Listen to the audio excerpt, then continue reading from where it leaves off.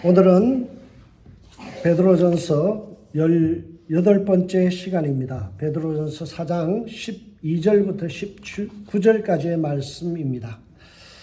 여러분, 중세의 철학자요 신학자였던 토마스 아퀴나스라는 위대한 분이 계십니다. 그분이 던진 신앙의 명제가 있습니다.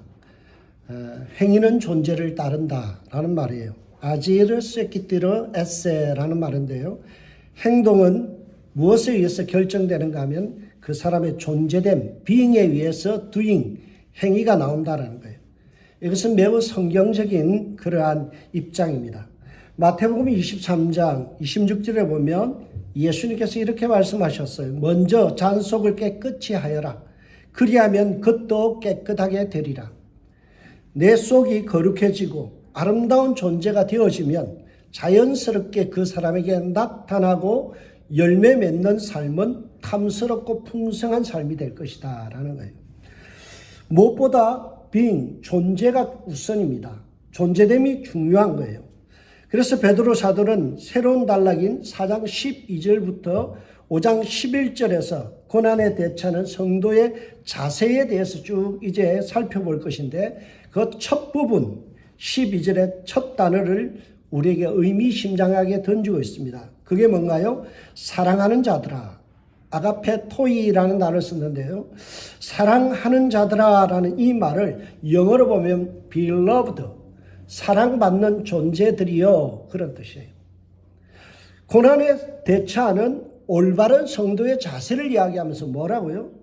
너는 아름다운 삶을 살아가야 될 가치 있는 존재다. 그것부터 이야기하는 거예요. 여러분, 우리는 창조주 하나님께서 자기의 독생자를 이 세상에 보내어 십자가에 못 박혀 죽게 하심으로 말미암아 구원하고 선택하고 하늘 백성 삼으신 존귀한 자들이에요. 그래서 우리는 어떤 사람이에요? 새 것이 되었으니 보라 새롭게 되었도다. 이전 것 다 지나갔다. 너의 허물 모든 것 다 지나갔다. 새로운 존재다라고 이야기합니다. 여러분은 사랑받는 존재다. 아가페 토이. 여러분, 하나님의 절대적인 사랑, 무조건적인 사랑을 받고 있어요.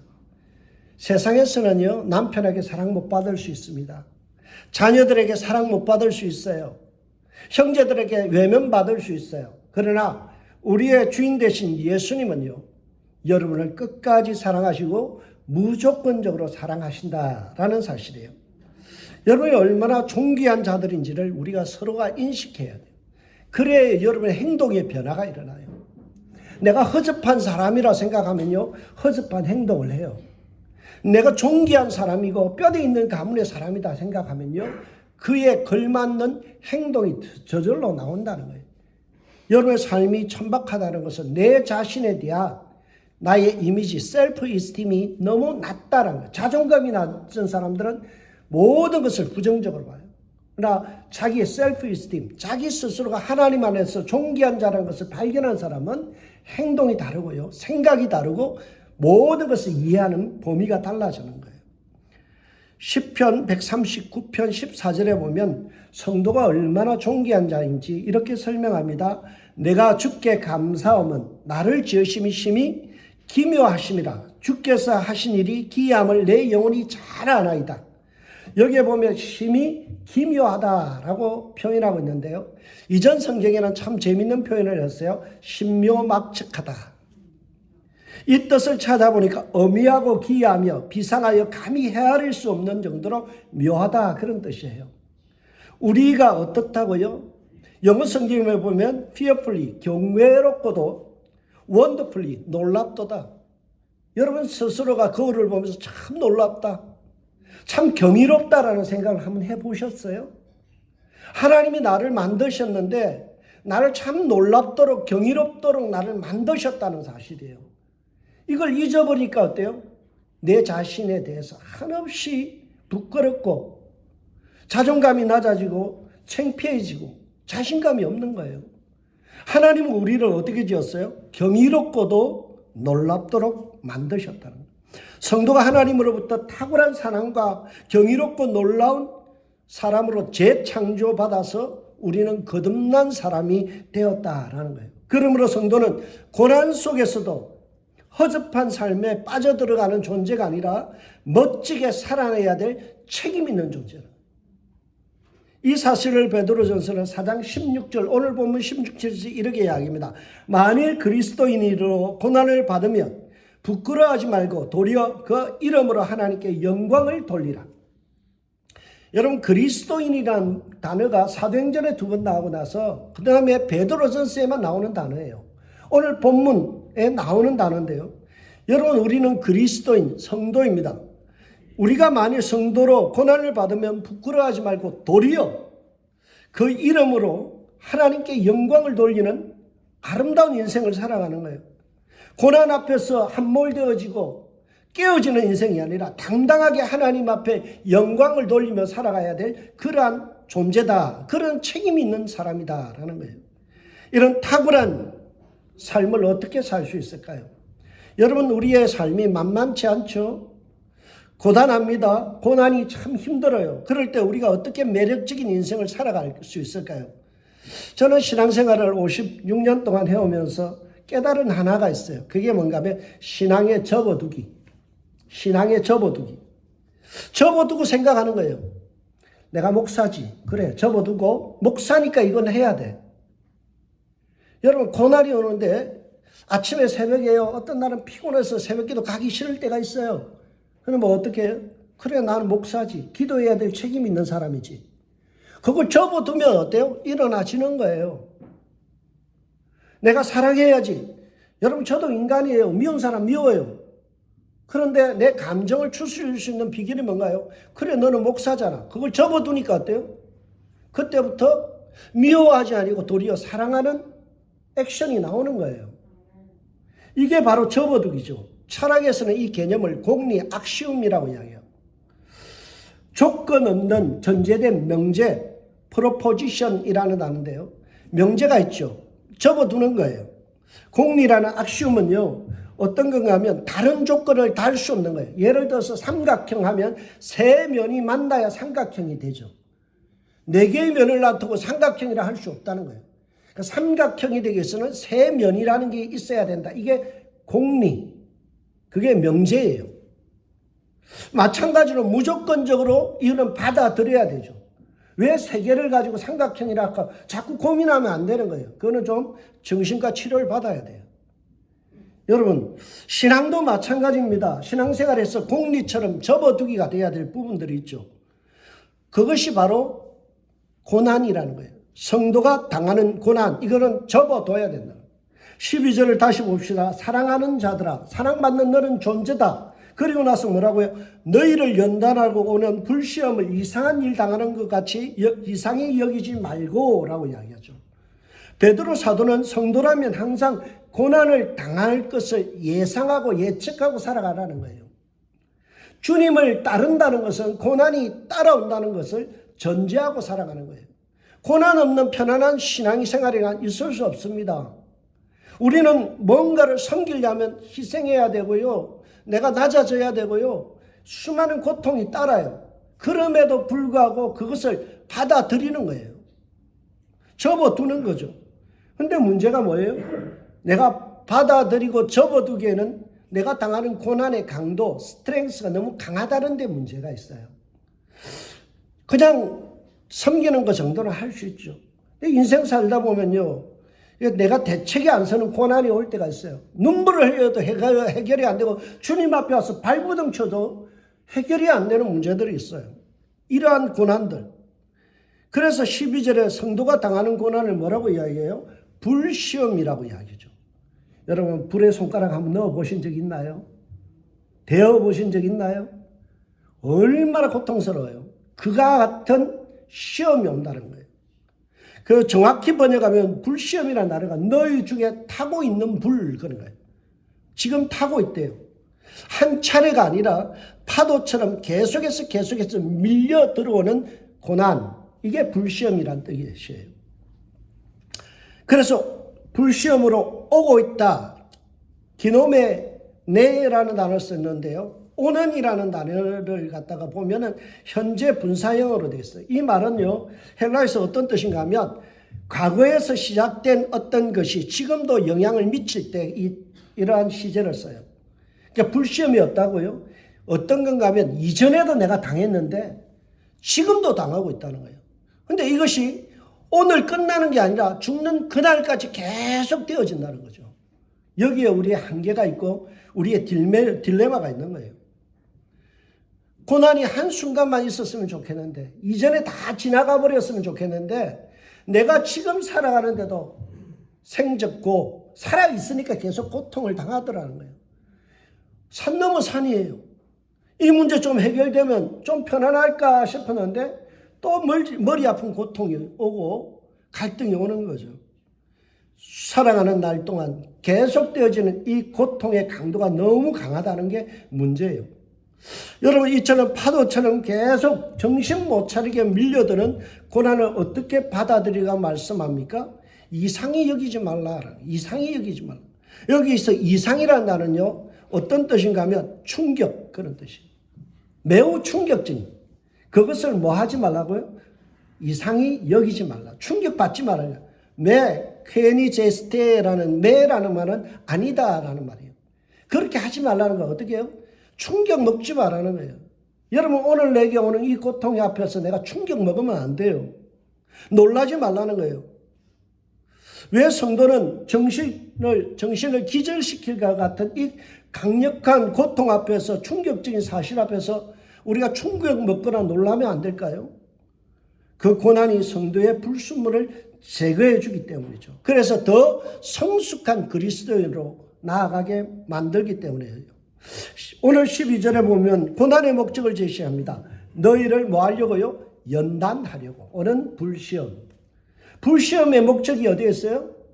고통에 있는 것이 아니라 나를 연단시킨다는 거예요.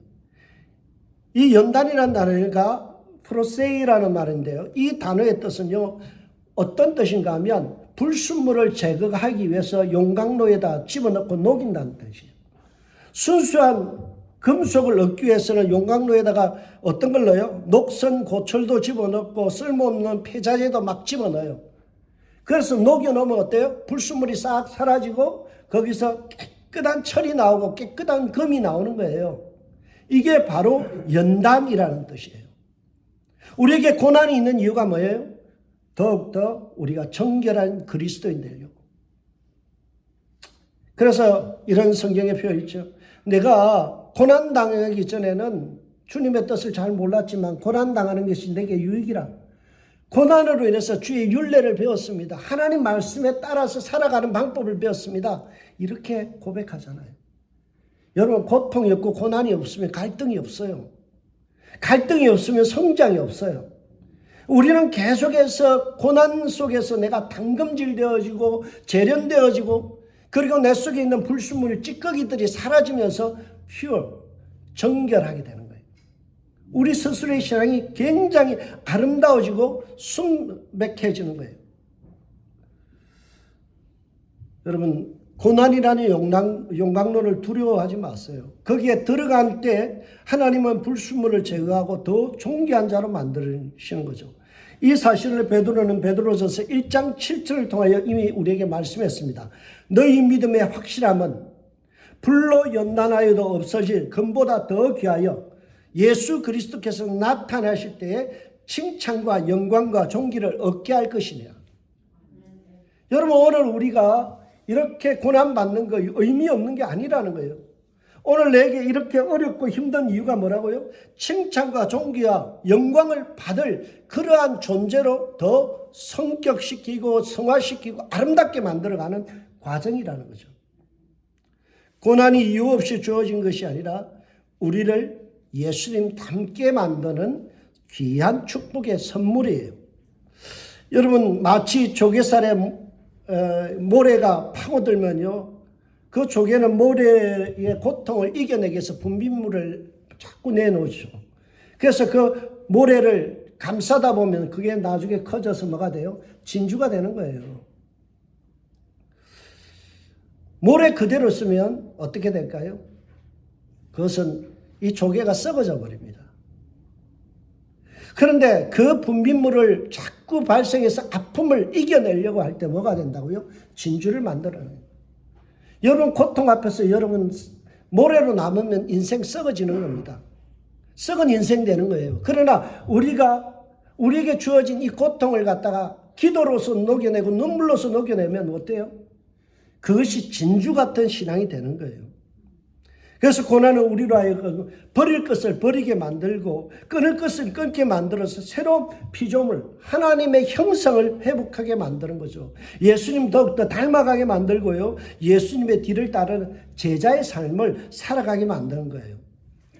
그래서 마틴 루터라는 종교개혁자가 이런 말을 했습니다.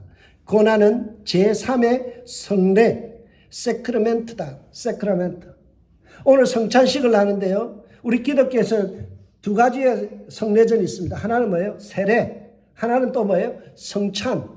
근데 제3의 성례, 세크라멘트가 있는데 그게 뭐라고요? 고난이다. 여러분, 고난은 어떤 거라고요? 우리에게 은혜의 통로가 되어진다는 거예요. 고통 가운데 주님을 만나기 때문에 더 아름다워지고 주님과 교제하게 되는 거죠. 그래서 우리가 바울은 빌립보서 1장 29절에서 이렇게 이야기해요. 하나님이 주신 은혜가 두 가지가 있는데 첫 번째는 믿음이다. 두 번째는 뭐냐? 고난이다. 그렇게 이야기해요. 하나님이 우리에게 두 가지 선물을 줬대요. 하나는 뭐라고요? 믿음을 주셨다. 두 번째는 뭘 줬다고요? 고난을 주셨다. 그게 우리에게 주어진 선물이라는 거죠. 그래서 마틴 루터가 고난은 제3의 성례다라고 이야기하는 거죠. 성찬과 그리고 세례와 더불어서 성도가 깊은 은혜를 체험할 수 있는 통로가 되어진다는 거예요. 이 고난이라는 성례를 통해서 성도에게 하나님이 주실 귀한 것을 우리는 준비해 갑니다. 그게 뭔가 하면 상속자의 자격이에요. 로마서 8장 17절에서 18절에 보면 자녀이면 또한 상속자 곧 하나님의 상속자요 그리스도와 함께 한 상속자니 우리가 그와 함께 영광을 받기 위하여 고난도 함께 받아야 할 것이니라. 생각한데 현재의 고난은 장차 우리에게 나타날 영광과 좋게 비교될 수 없도다. 여러분 이 말씀 잘 우리가 생각해야 돼요. 우리는 하나님의 자녀로서 상속자인데요. 상속을 받기 위해서는 뭘 해야 된다고요? 고난도 함께 받아야 된다. 장차 좋게 비교될 수 없는 하나님의 영광, 찬란한 영광, 하나님 앞에 가서 면류관 받아 쓰기 위해서는 어떻게 해야 된다고요? 이 세상 속에서 내가 고난을 통해서 통과하는 그러한 고난 속에서의 합격이 있어야 된다. 자격시험의 테스트에 합격해야 돼요. 여러분 올림픽이 나가기 위해서는 뭐부터 해요? 국대 선발부터 합니다. 국가대표 선발전부터 해요. 거기에 들어가야 뭐예요? 올림픽에 나갈 수 있는 그러한 자격이 있죠. 우리 김방현 집사님 국가대표로 수영선수였잖아요. 여러분 올림픽까지 나갔잖아요. 여러분 이거 하기 위해서는 어떻다고요? 먼저 국가대표 선발전부터 치러야 돼요. 거기에 퀄리파이가 돼야 뭐예요? 그 다음에 뭐 어디든지 세계대회에 나갈 수 있는 자격이 주어지는 거예요. 마찬가지입니다. 여러분 우리가 고난이라는 것을 통해서 퀄리파이가 되어졌을 때 뭐가 된다고요? 하나님의 상속을 받을 수 있는 축복이 되어진다는 거예요. 고난 가운데서 여러분들 의연하게 여러분의 신앙의 인격과 삶을 퀄리파이 여러분 스스로가 입증해 보이는 그러한 자격을 갖추는 시간을 만들어야 돼요. 저는 베토벤이라는 음악가를 좋아합니다. 대부분 좋아하시죠? 근데 베토벤이라는 사람이요, 참 저에게는 하나의 신앙의 교훈이 되어집니다. 그의 아버지는요, 성병 매독 환자였어요. 엄마는 폐결핵 환자예요. 아이를 낳았는데 첫째는요, 맹인이에요. 두 번째는요, 기머거리예요. 세 번째는 폐결핵 환자예요. 그리고 낳은 애가 베토벤이에요. 집안이 완전히 풍비박산이죠. 베토벤은 그러한 가정에서 태어나서 억울하게 살아요. 음악가의 길을 걸지만 자기도 청각장애를 앓게 되죠. 혹독한 고통을 겪습니다. 왜 내가 이런 고통을 겪어야 될지 모를 만큼이나 집안적으로 인생적으로 너무나 피폐한 인생을 살죠. 그런데 베토벤이 남긴 기도문이 아주 충격적입니다. 그는 고난의 연속 앞에서 자신의 아름다운 신앙의 인격과 그리고 삶을 드러냅니다. 진주로 빚어내요. 베토벤의 기도문이 이렇습니다. 어떤 방법으로든 저로 하여금 하나님을 향하게 하시고 훌륭한 작품으로 열매 맺게 하소서. 항상 내가 이 고통 가운데 있지만, 너무나 힘든 고난 가운데 있지만, 형제 하나 그들도 볼 수 없는, 누구에게도 도움받을 수 없는 그런 형제들이 밖에 없고 부모도 다 그런 사람들이지만, 나는 내 인생이 하나님만을 향하게 해주시고 나의 작품을 통해서 수많은 사람들에게 뭔가 선한 영향력을 끼칠 수 있는 그런 인생을 살게 해주십시오라고 기도해요. 저는 그의 교향곡보다도 더 탁월한 것이 그의 기도문에 있다라고 봅니다. 여러분, 아름다움이 무엇인지 아는 존재의 자존심을 가진 사람이다라는 거예요. 성도는 베토벤 같은 그런 인생을 살아가야 합니다. 그래서 베드로 사도는 고난 당하고 있는 성도를 향하여 이렇게 권면하죠. 계속 즐거워하라. 13절 앞부분을 보세요. 오히려 너희가 그리스도의 고난에 참여한 것으로 즐거워하라. 그리스도의 고난에 참여한 것으로 즐거워하라. 여러분, 이 즐거워하라, 리조이스라는 이 말은요, 카이레테라는 단어인데 현재 분사로 되어 있어요. 이 말은 현재 분사는 한때 기쁨이 아니라 계속해서 즐거워하는 거예요. ing, 영어로 보면 ing예요. 계속해서 즐거워하는 거예요. 그런데 카이레테라는 이 단어가 그냥 기쁨이 아니라 극도의 기쁨, 그런 뜻이에요. 내게는 정말 억울하고 힘든 삶인데 베드로 사도는 우리 보고 어떻게 대응하라고요? 야, 네가 이 고통 가운데서, 고난 가운데서 보여줘야 될 액션은 뭐라고요? 즐거워하는 것이다. 항상 기뻐하는 것이다. 극도로 기뻐하는 것이다. 저는 오늘 이 본문 묵상하면서 내가 또라이인가? 왜 이렇게 고난 속에서 기뻐해야 될까? 아니면 메조키스트, 고통을 갖다가 즐기는 그런 존재인가? 아니라는 거예요. 그렇다면 왜 성도가 이 고난 가운데서 극도의 기쁨으로 우리는 삶을 드러내야 할까요? 그것은 성도가 고통을 통하여서 주어지는 보상 때문이죠. 그게 뭔가요? 그리스도의 고난에 참여하는 보상이에요. 13절 뒷부분을 보세요. 이는 그의 영광이 나타났을 때 너희로 즐거워하고 기뻐하게 하려 하십니다. 예수의 고난에 동참함으로써 우리에게 주어지는 보상이 뭐예요? 그의 영광이 나타나실 때에 너희로 즐거워하고 기뻐하게 하려 하십니다. 그의 영광이 나타나실 때가 언제예요? 예수님이 재림하실 때에, 주님이 심판대 앞에 설 때에 우리는 어떻게 한다고요? 기뻐하고 즐거워하는 존재가 되어진다. 상받는 존재가 된다는 거예요. 여러분, 그 심판의 순간이 되어지면 우리를 향하여 어리석다 하고 비난하던 자들은 역전을 당하게 되죠. 그것이 바로 오늘 17절과 18절의 말씀입니다. 하나님의 집에서 심판을 시작하실 때가 되었나니 만일 우리에게 먼저 하면 하나님의 복음을 순종하지 않은 자들의 마지막은 어떠하며 또 의인이 겨우 구원을 받으면 경건하지 않은 자와 죄인은 어디에 서리요? 의인이 겨우 하나님의 은혜로 구원받는데 예수 믿지 않고 죄악 가운데서 살아가는 그들은 어찌 하나님의 면전에 서리요? 설 수 없다라는 말이에요. 인생의 역전이 일어난다는 겁니다. 우리가 오늘 이 고통 가운데서 주님의 고난에 동참하는 것은요, 언제를 바라보는 거예요? 주님 재림하시는 그 순간에, 이 역전의 순간을 바라보고 오늘 우리는 참고 있냐는 거예요. 심판의 날이 되면 우리는 한없이 웃을 것이고 우리를 비난하는 그들은 한없이 울게 될 것이다. 그것이 오늘 본문의 말씀이에요. 그래서 베드로 사도는 14절을 통해서 이렇게 단언합니다. 너희가 그리스도의 이름으로 시험을 당하면 복이 있는 자보다 영광의 영 곧 하나님의 영이 너희 위에 계심이라. 그리스도의 이름으로, 그리스도의 이름 안에서 너희가 시험을 당하면 복이 있다. 오늘 내가 예수 그리스도를 위하여 헌신하고 예수 그리스도 때문에 져주고 예수 그리스도 때문에 내가 인내하며 살아가는 모든 것이 복되다. 왜요? 영광의 영이, 우리 그리스도의 영이, 하나님의 영이 우리 위에 계시기 때문이다 라는 거예요. 이것은 베드로의 주장이 아닙니다. 이것은 예수님께서 확실히 보장해 주신 말씀이에요. 마태복음 5장 11절에서 12절에 보면 예수님께서 제자들에게 이렇게 말씀합니다. 나로 말미암아 너희를 욕하고 박해하고 거짓으로 너희를 거스려 모든 악한 말을 할 때에는 너희에게 복이 있나니 기뻐하고 즐거워하라. 하늘에서 너희 상이 큼이라. 너희 전에 있던 선지자들도 이같이 박해를 받았느니라. 여러분, 성경에서 뭐라고요?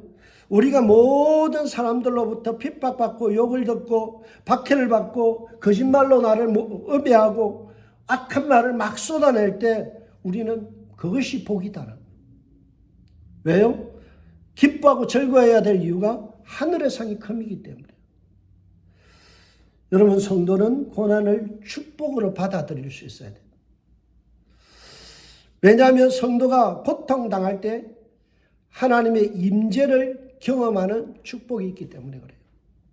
조금 전에 다뤘던 그의 영광을 나타내실 때라는 헬라어 분어는요, 독세이라는 말이에요. 독사라는 말은 영광이고요. 이 표현은요, 그 영광의 그런 뜻이에요. 근데 이 표현이 구약 성경 어느 한 부분을 인용할 때, 번역할 때 썼어요. 그게 뭔가 하면 출애굽기 16장 7절과 24장 16절에 나오는 단어예요. 그게 뭔가 하면 하나님의 영광의 구름. 그것을 설명할 때 오늘 이 단어, 그 영광이 나타나실 때 그 영광이라는 단어가 바로 이 단어예요. 구약에 있는 출애굽기 16장 7절과 24장 16절에 있는 하나님의 임재의 구름을 표현할 때 오늘 그 영광이라는 단어를 썼어요. 여러분, 구약에서 이 하나님의 성전에 하나님의 영광이 임하는 것을 쉐키나라고 표현해요. 쉐키나라는 말은 하나님의 법궤에 임재하는 하나님의 구름, 그런 뜻이에요. 그래서 하나님의 영광이 드러나는 것을 갖다가 뭐라고요? 쉐키나 그러죠. 우리가 고난받고 있을 때 하나님은 멀리 떠나가시는 것이 아니라 우리의 고난 가운데 임재하여 있다는 거예요. 고통을 통하여 주님과 더 깊어지는 교제를 누린다는 거죠. 영광의 임재가 극도로 나타난 것이 바로 쉐키나의 본체가 누구예요? 예수 그리스도죠. 그래서 예수님에 대한 예언을 한 이사야 선지자는 이사야 11장 2절에서 이렇게 말합니다. 이새의 뿌리, 이새가 누구예요? 다윗의 아버지잖아요.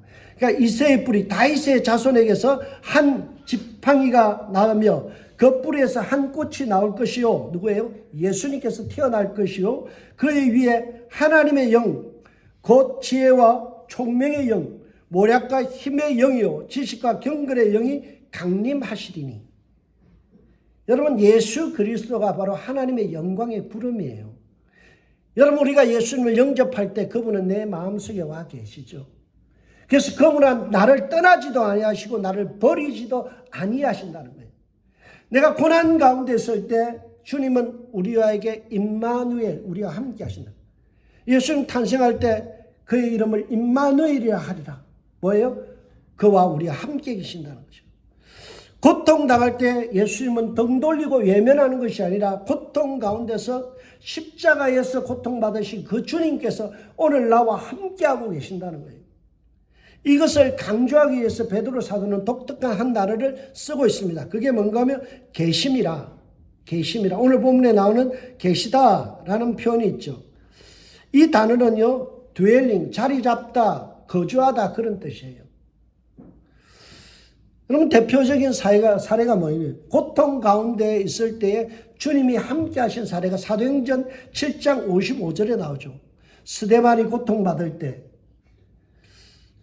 그가 순교의 순간, 돌을 맞고 쓰러지는 그 순간에 어떻게 되어 있어요? 주님의 임재가 임하죠. 스데반이 성령이 충만하여 하늘로 우르르 주목하여 하나님의 영광과 및 예수께서 하나님의 우편에 서신 것을 보고 예수님께서 보좌에 앉아 계시지 않고 벌떡 일어났어요.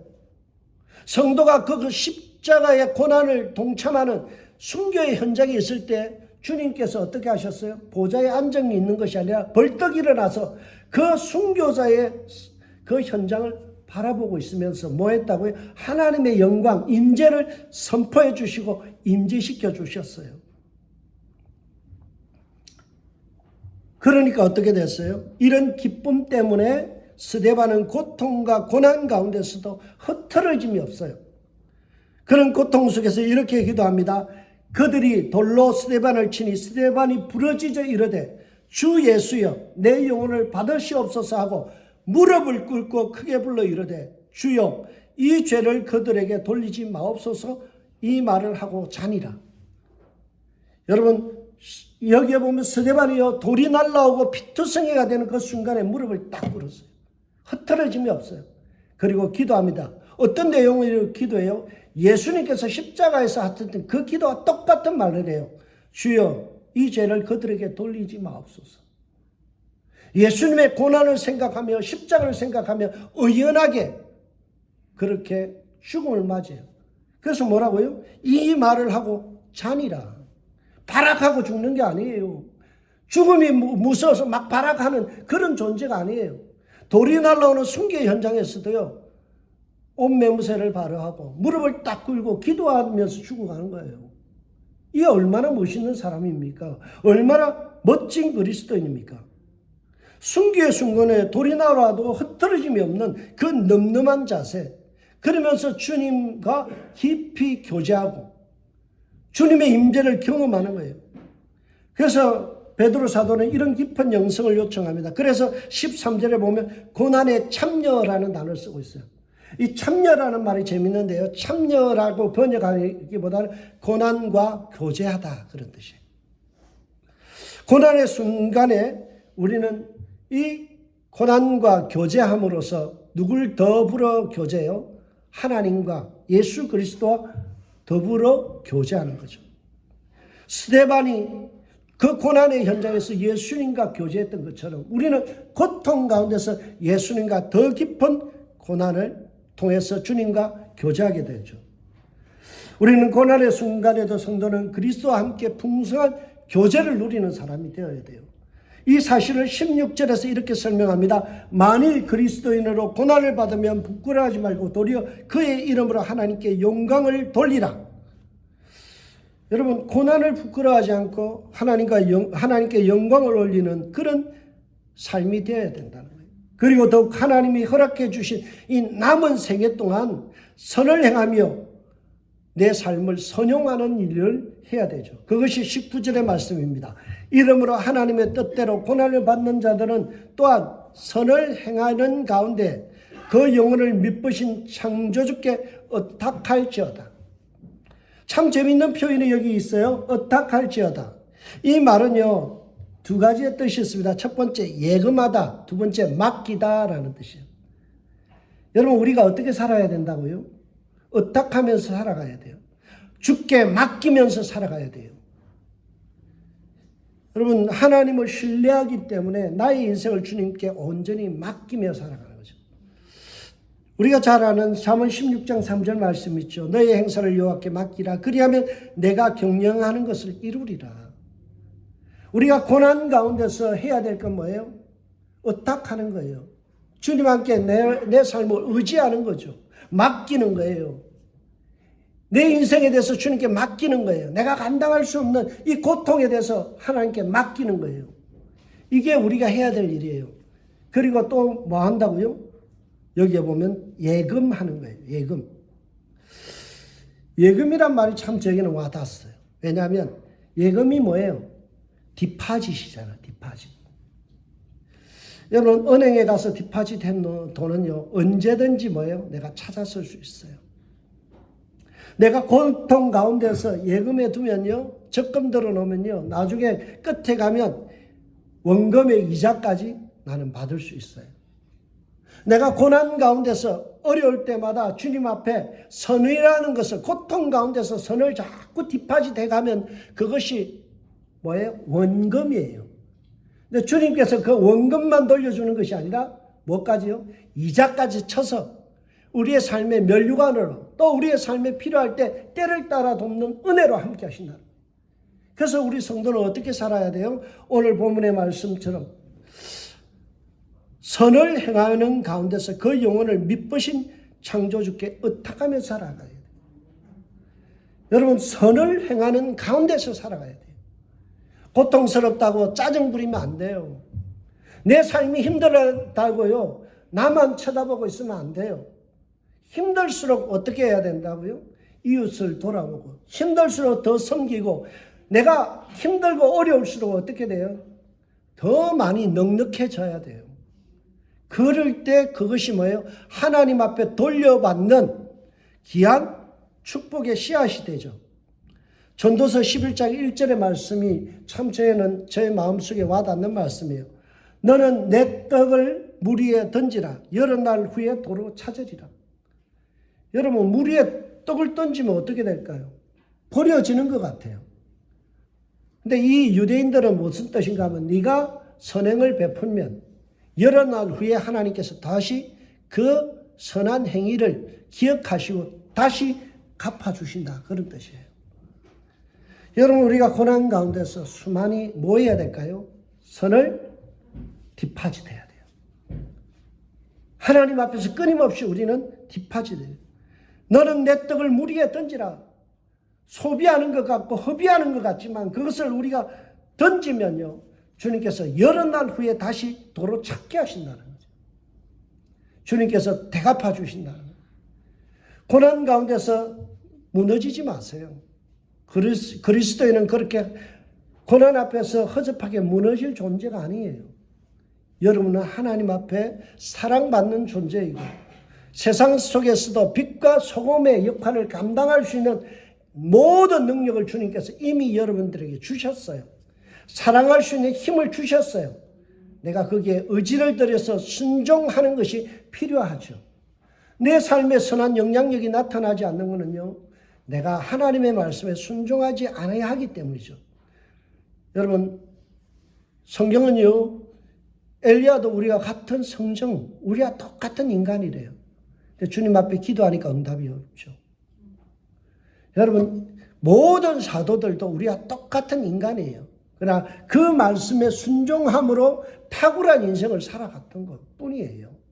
저와 여러분이 오늘 살아갈 때 주님 앞에서 고난에 무너지지 않고 더욱더 아름다운 인생을 살아가는, 그리고 풍성한 삶을 살기 위해서 더욱더 선을 디파짓하며 살아가는 저와 여러분 되시고, 고난이 있을 때마다 주님을 의뢰하고 신뢰함으로 맡기고 주님 앞에 던져버릴 수 있는 저와 여러분들 되시길 주의 이름으로 축복합니다. 기도하겠습니다.